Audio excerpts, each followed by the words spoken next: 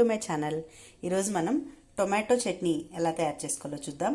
దానికి కావాల్సిన పదార్థాలు టొమాటోస్ నేను 5 లేక 6 టొమాటోస్ ముక్కలుగా కట్ చేసుకొని పెట్టుకున్నాను. ఇవి కొంచెం నేను పెద్ద ముక్కలే కట్ చేసుకున్నాను, ఎందుకంటే ఇవి మగ్గిపోతాయి కదా. కొంచెం చింతపండు, జీలకర్ర, వెల్లుల్లి రెప్పలు 2, పచ్చిమిర్చి 5 లేక 6, కొంచెం ఆయిల్, కొత్తిమీర, సాల్ట్. ఇప్పుడు ఎలా తయారు చేసుకోవాలో చూద్దాం. ముందుగా ఒక స్టవ్ వెలిగించుకొని ఫ్రై పాన్ పెట్టుకున్నాను. అందులో నేను కొంచెం ఆయిల్ వేసుకున్నాను. ఆయిల్ హీట్ అయిన తర్వాత పచ్చిమిర్చి అండ్ టొమాటోస్ వేసుకుందాం. ఆయిల్ హీట్ అయిపోయింది. ఇందులో ఇప్పుడు నేను పచ్చిమిర్చి యాడ్ చేసుకున్నాను. పచ్చిమిర్చి అండ్ టొమాటోస్ ఒకసారి కలిపేసుకున్నాను.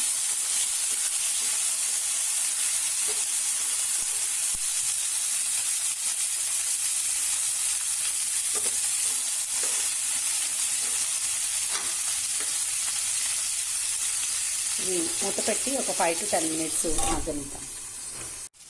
టొమాటోస్ ఇలా మధ్య మధ్యలో ఒకసారి కలుపుతూ ఉన్నాము.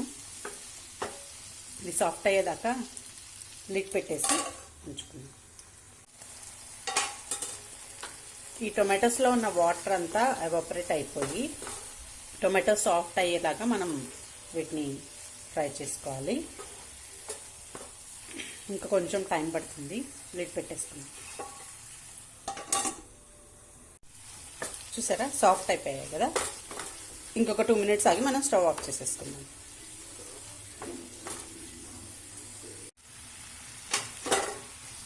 ఇవి బాగా సాఫ్ట్ అయిపోయాయి కదా. ఇందులో అంతా వాటర్ ఎవాపరేట్ అయిపోయింది. ఇందులో మనం జీలకర్ర, వెల్లుల్లి, మనం తీసుకున్న చింతపండు వేసినా వేయకపోయినా పర్లేదు, అంటే దీంట్లో మనం మిక్సీ చేసుకునేటప్పుడైనా వేసుకోవచ్చు.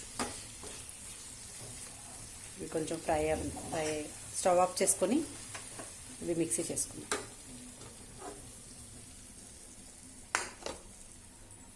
ఇవి కొంచెం చల్లారిన తర్వాత మిక్సీ చేసుకున్నాం.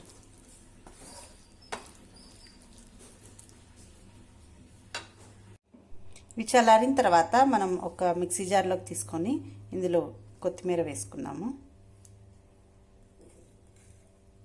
కొత్తిమీర, సాల్ట్ వేసుకున్నాం. దీన్ని మిక్సీ చేసుకుందాం. మిక్సీ చేసుకున్నాక టొమాటో చట్నీ రెడీ అయిపోయింది. పుల్ల పుల్లగా, కారం కారంగా ఈ వింటర్లో ఈ టొమాటో చట్నీ రైస్తో తింటే చాలా బాగుంటుంది. ఇది ఇడ్లీకి, దోశకి కూడా మంచి కాంబినేషన్, చట్నీ కాంబినేషన్. మీరు ట్రై చేసి నాకు ఎలా ఉందో చెప్పండి.